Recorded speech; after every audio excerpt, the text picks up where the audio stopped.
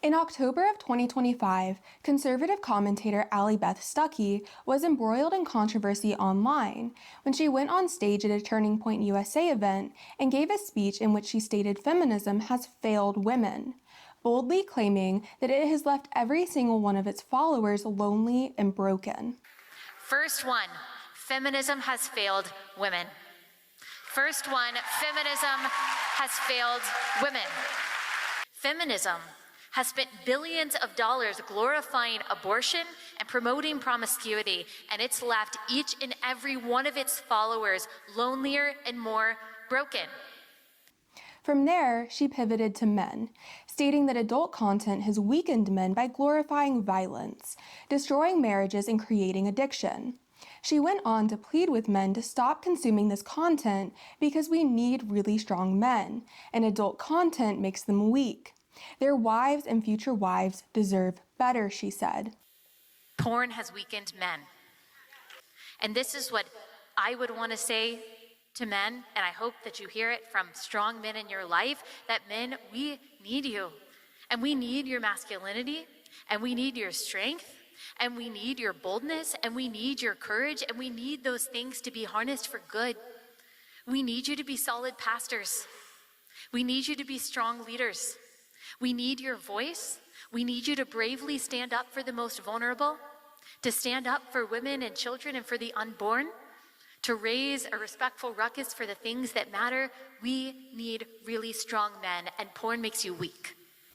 The speech garnered a lot of online backlash, with Allie Beth Stucky's anti-adult content views garnering accusations of sex negativity from leftists online. Wait, no, that's not right. No, it was the online right that had a problem with Allie Beth Stucky's anti-adult content views, and this culminated in accusations of feminism against Stucky, an evangelical Christian who has spent her entire career making anti-feminist content. She wound up having to address the backlash on her podcast, filming an episode in which she reaffirmed her commitment to fighting feminism. She also, in that episode, said that her husband works for her, which somewhat complicates the image she is attempting to present. But this is part of a pattern I've noticed, in which conservative women are increasingly being treated as ideological enemies within their own movement, often for stating the most milquetoast conservative talking points out there.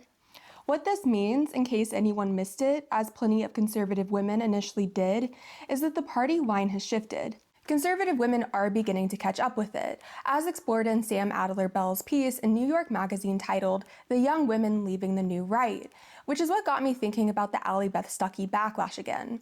And I wanted to talk about this because misogyny is nothing new on the right, but it has intensified to the point that Bible-thumping grifters like Stucky are no longer safe from their own base. And I want to kind of lay out when, why, and how misogyny intensified on the right. So there is a very long history of conservative women using family values to earn a bag.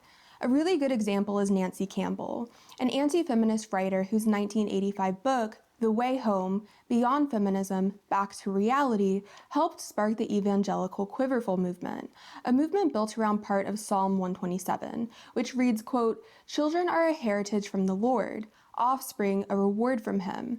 Like arrows in the hands of a warrior are children born in one's youth. Blessed is the man whose quiver is full of them.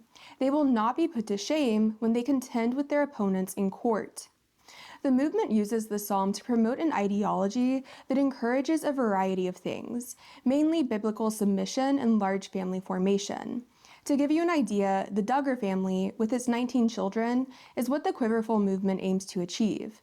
Now, the Duggars have carefully avoided association with the quiverful movement over the years, but their lifestyle is very similar to how the movement would like everyone to live, just to give you a pop culture frame of reference. There is also notoriously Phyllis Schlafly, to whom The Atlantic compared Allie Beth Stucky in 2024. Schlafly wanted taxpayer funds for religious schools, opposed instruction on evolution, believed climate change was a communist plot, and even claimed the atomic bomb was a gift from God. She was most famous, though, for railing against her own gender. She authored titles such as Feminist Fantasies, this coming from a woman whose father experienced unemployment and whose mother worked through the Great Depression to keep the family afloat and fund Phyllis's education. In 1952, she attempted to launch a congressional career, but failed. In 1967, she attempted to secure the presidency of the National Federation of Republican Women, but failed. But that's not to say she was unsuccessful in politics. She vehemently opposed the Equal Rights Amendment, explicitly arguing that it revoked certain privileges enjoyed by women, and she was instrumental in its narrow defeat. Now, historian Judith Glaser Ramo argues something very interesting about Schlafly's opposition to the ERA, which is that her single-mindedness and zealotry, the hypocrisy of which was obvious even back then, drove women away from the Republican Party. This is something to consider when thinking and talking about the growing gender divide in American politics. One more thing on Phyllis Schlafly is that she hoped her patriarchal bargaining would earn her an appointment to President Reagan's cabinet, either as Secretary of Education or perhaps, at the very least, Undersecretary of Defense. When this failed, she launched another campaign of self-promotion in hopes President Reagan might name her to the Supreme Court. This, too, failed. Schlafly was a very successful woman, but she never did manage to break through the glass ceiling she argued so passionately ought to exist. And the reason I'm talking about Nancy Campbell and Phyllis Schlafly is to point out that they both earned a living off of their books, speaking engagements, etc. The contradiction has always been there, and it's remained as this type of woman, the type of woman who earns money telling other women not to earn money, has become quite common in right-wing spaces over the past 2 decades. And that leads me to Allie Beth Stucky. Stucky is an American conservative commentator whose podcast, Relatable with Allie Beth Stucky, is distributed by Blaze Media, a conservative multimedia company. Stucky has a background as a publicist and social media strategist, and she got her start in the conservative online media space in 2016 with a blog called The Conservative Millennial. About a year later, she became a contributor at conservative news outlet The Blaze and began making the rounds as any conservative darling would. Full glam appearances on Fox News, visits to college campuses in a bid to engage with the woke youth, book deals for titles such as Toxic Empathy, How Progressives Exploit Christian Compassion, the chance to testify before Congress in support of pro-life anti-abortion policies, etc. She also started a conservative women's conference called Share the Arrows. In her opening remarks at the conference in late 2025, she said, quote, "Welcome to the fight for truth, the fight for our Christian faith, the fight for our children, the fight for the nation." Needless to say, this is a woman who is willing to throw down for the conservative movement. So why take aim at her?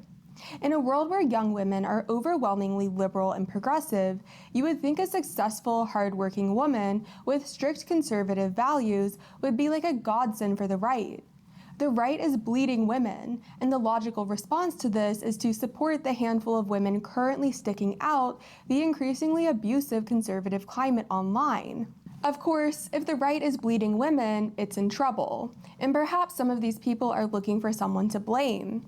Who better than a commentator whose ministry is designed to reach out to the women conservatives just can't seem to retain. They just can't seem to retain women voters. But let's just stick with Allie Beth's commitment to the cause for a moment. In a world full of liberal women who want equal rights for all and progressive women fighting for equity, Stucky is willing to go on a podcast and entertain the idea of narrowing voting rights to landowners. And I just have to point out, the episode of her podcast where she talked about this, episode 1056, she was attempting to shrug off the growing sentiment on the online right that women should have their right to vote infringed by the government.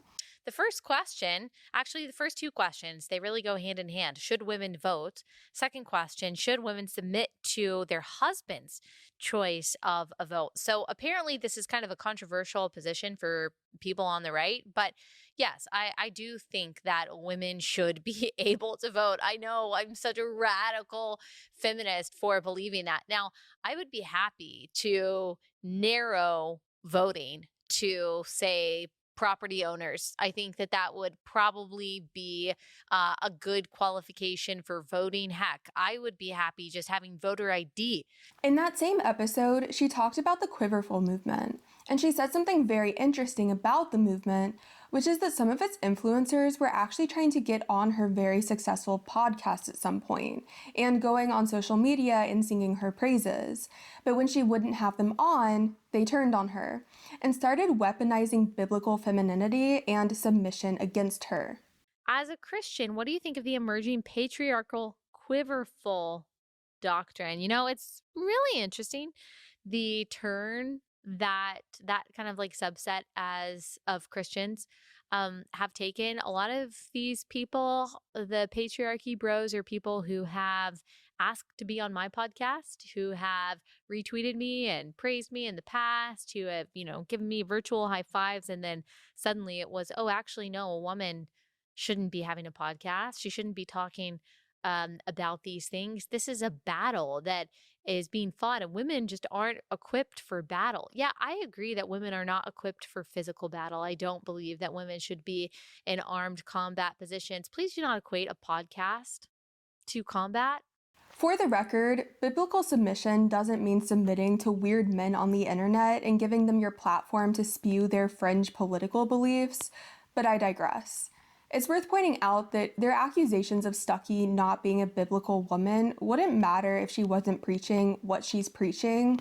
Something else she said in this podcast episode is that if a man wants his wife to be a stay-at-home mom and she doesn't want to be, she needs to submit to him and give up her career.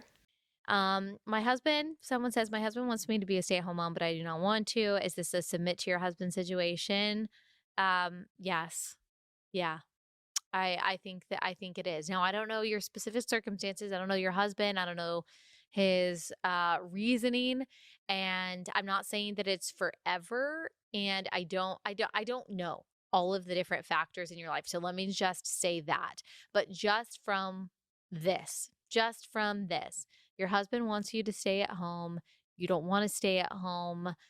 Yes, it's a submit to your husband issue. Female submission is something Allie Beth Stucky has consistently argued in favor of throughout her career. I do have to wonder if Stucky would give up her career if her husband asked.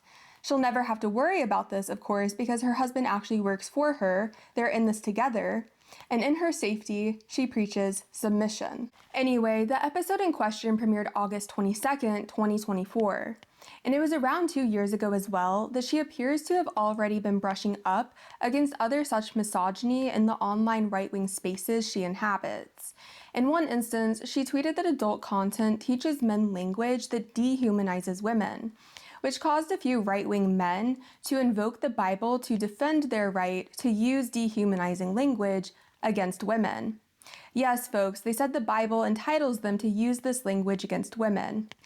On March 15th, 2025, she posted a photo of Bonnie Blue on Facebook, with one of her tweets edited over the photo. Part of it reads, quote, "Modern feminism is basically giving the worst kind of men exactly what they want, but doing it in the name of girl power." And I actually had to double check the timestamp on this post because it reads like it was made in 2015, but no, it was made about a year ago, and the caption reads, quote, "It's time to totally reject modern feminism."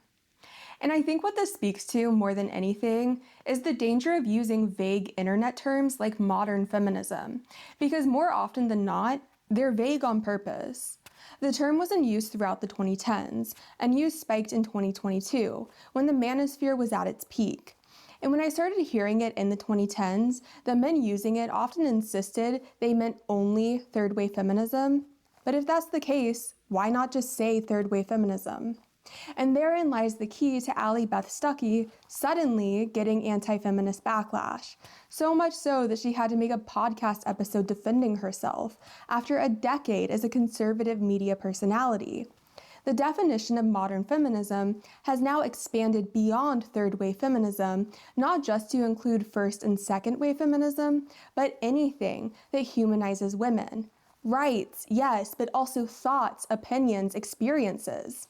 Since Donald Trump announced his first campaign in 2015, the right has been steadily expanding the definition of feminism, such that it now includes things it never did in the past. Or not. Like all popular terms, it really just means whatever the user wants it to mean online. And a point of contention on the right is that Allie Beth Stucky and old-school conservative women like her want it to mean something other than some very loud men on the right want it to mean.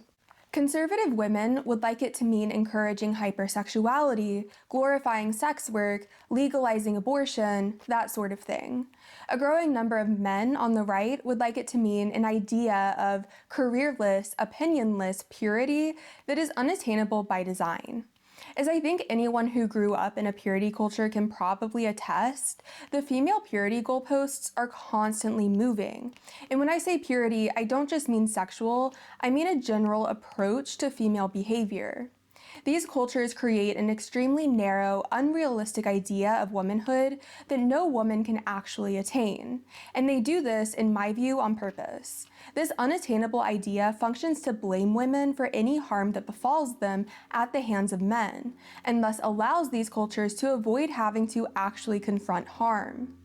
It really doesn't matter what you do, how quiet you are, how conservatively you dress, how good your reputation is, how closely you align yourself with the culture's expectations. You will always deserve it because you will never measure up to the ideal woman. And this has become more extreme on the internet because I think the internet, independent of misogyny, allows people to create and fall in love with ideas, because ideas are so much easier than people, and they're a lot less threatening. And I think a lot of online gender discourse is downstream of this. And this is the real reason I wanted to make this video. Like, I was thinking about the piece in New York Magazine and the things I've seen online, but I will be honest, I do not enjoy talking about any of these people, and I don't plan on talking very much about them in the future. My next few videos are just going to be more on pop culture, but I really wanted to discuss how getting attached to ideas online has really serious political ramifications. In my view, people are crafting unrealistic ideas of both femininity and masculinity, so this whole thing has been very unfair to men as well, which is important to point out, but I am focusing on femininity just for the sake of this video. This very online idea of womanhood appears to have contributed to the feminist purity spiraling that we're seeing on the online right, or the new right, currently, the purity spiraling that led them to take aim at Stucky. Everything is feminism, and on some level, they are right. Conservative women who scorn feminism do owe a lot to it. It certainly doesn't help that trad influencers have commodified this idea of, again, careerless, submissive purity. Because I'm better than you, I choose to make my children fresh bread every day. I tell them as a wife and mother, it's the yeast I could do. I love to lead by example, showing my daughters what a woman should be. Anything less would just be crummy. In all seriousness, if you don't raise your kids like I do, they'll probably be felons and be ugly. Now that sounds like a half-baked plan, doesn't it? I like to tell my daughters, all you need is a good recipe and a Bible. And definitely don't worry about bringing in that dough, because that's a man's place anyway. Stop testing God's will and stick to your bread and butter. By the way, these influencers are often found out as career women or even former adult content stars, which I think is contributing almost to this culture of paranoia in some right-wing spaces that all women are secretly feminists. And Beth Stucky both experiences and perpetrates it, and in perpetrating it, she has sealed her fate. Stucky upholds purity culture, and like I said, it's unattainable by design. She was always going to get caught up in her own web eventually. And when I say perpetrating, I do mean perpetrating. On episode 1263 of her podcast, which she made in response to the feminist accusations, she doubled down on her anti-feminist views, and she asserted herself as the woman in the conservative commentary space who has worked the hardest against feminism. You know how hard I go against the tenets of feminism, against the gender ideology that I think was born of feminism in many ways. I actually argue that in this speech, that the ideology of feminism led to the idea that a man can become a woman. How hard I go against abortion, how hard I go against every tenet of progressivism. And look, by the grace of God and the grace of God alone, there is probably not another Christian woman in the conservative commentary space who has made more of an effort than I have to pull women away from progressivism. Now, on this, I would disagree. She is not the most anti-feminist woman in the conservative commentary space, and her voice is being drowned out by louder, more extreme ones. Not all women are treated the same on the right. If your values require you to submit to men, then how you're treated, of course, is going to depend on how effectively you manage to do so. And what effectively doing so means is keeping up with their ever-changing expectations. And one of the ways these expectations have changed is in regards to religion. Appeasing them doesn't just mean thumping your Bible anymore, and attempting to hold men to the standard the Bible lays out. It means setting your Bible down and letting men tell you how you're supposed to interpret it. And of course, we're supposed to interpret it as misogynistically as possible. Women are the kind of people that people come out of. So you just think they're meant to have babies. That's it. They're just a vessel. No, it doesn't take any talent to simply reproduce biologically. The wife and mother, who is the chief executive of the home, is entrusted with 3 or 4 or 5 eternal souls. I'm here as a working journalist, and I'm a mom of 3. Good for you. Is that an issue No. for you? No, it's not automatically an issue. Christchurch senior pastor Doug Wilson is the leader of a Christian nationalist movement that believes in a patriarchal society where men are dominant and women are expected to submit to their husbands. Wilson says in his vision of a Christian society, women as individuals shouldn't be able to vote. His fellow pastors Jared Longshore and Toby Sumter agree. In my ideal society, we would vote as households. And I would ordinarily be the one that would cast the vote, but I would cast the vote having discussed it with my household. But what if there's your wife doesn't want to vote for the same Right. person as you? Right. Well, then that's a great opportunity for a good discussion. There are some who have gone so far as to say that they want the 19th Amendment repealed. I would support that. And I'd support it on the basis that the atomization that comes with our current system is not good for humans. Bible-thumping grifters used to preach mutually, but the appetite for mutuality has waned considerably over the last few years. And I just have to say, if the 10 Commandments were made today, I have to think one of them would be, thou shalt not grift, just because this is such an egregious abuse of religion. I mean, I'm sure if it was written in stone, they would find a way around it, but still. Anyway, the new patriarchal expectations of online right-wing men brings me to Candace Owens. While I'm sure Owens has her fair share of comment section misogynists, she has managed to avoid accusations in an anti-feminist witch hunt. And at first glance, this is strange because Owens' rhetoric appears much more brash than Allie Beth Stucky's. I mean, Stucky is not half as meek as she pretends to be, but Owens doesn't pretend to be meek at all. The secret to her likability in a media space that is increasingly uninhabitable for women could perhaps be that she doesn't preach so hard on certain things, thus these accusations have less power over her. But that doesn't mean Owens doesn't bend the patriarchy. She just does so in a way that is much more in line with the desires of the new right rather than the old.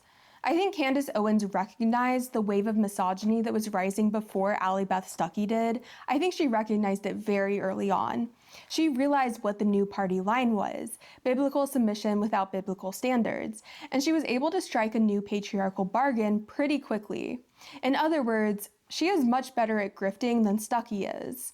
For those who are unaware, about 3 years ago, Owens interviewed Andrew Tate, the manosphere's biggest name, something I don't think Stucky would ever do. The interview was riddled with lies Owens didn't bother to push back on. I mean, this shouldn't come as a surprise, but he just lied his way through the entire thing, and Owens didn't bat an eyelash about it. Owens has also made her fair share of content deriding prostitutes, which, again, this is the new party line. Celebrate and defend pimps because we think their sports cars are cool and they talk really tough, and shame and humiliate prostitutes online. Culture is a major problem. Hollywood and culture is definitely up there, but they're again reinforcing the breakdown of family, the overt sexualization, the perversion. I mean, that's what I'm saying about not importing American values. That is one of the most, I would say that is the most disgusting thing right now that's happening in America is this the over-sexualization of our culture. And I look at other countries and I'm like, no, I'd much rather be importing those values. For the record, this new culture of defending pimps and hating prostitutes is about as morally unserious as it gets.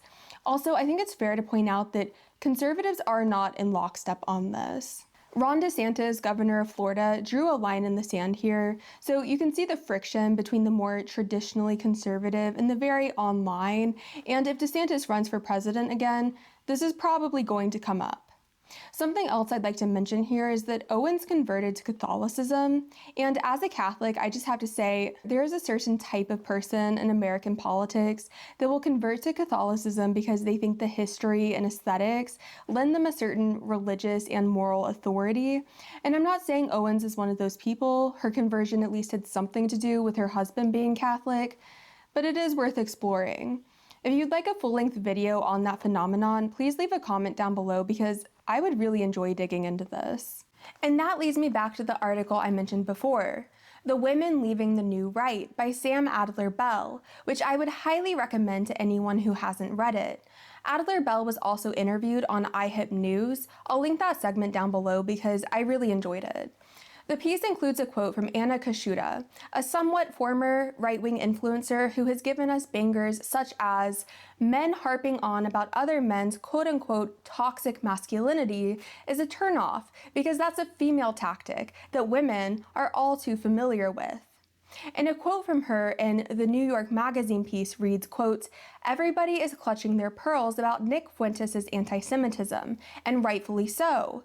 But no one seems to give a single shit about the fact that this guy hates women. The consensus is essentially that women are subhuman, and I mean that quite literally. Sub-rational, non-agentic cattle. Gee, some men harping on about other men's toxic masculinity sure would be nice right about now, wouldn't it?"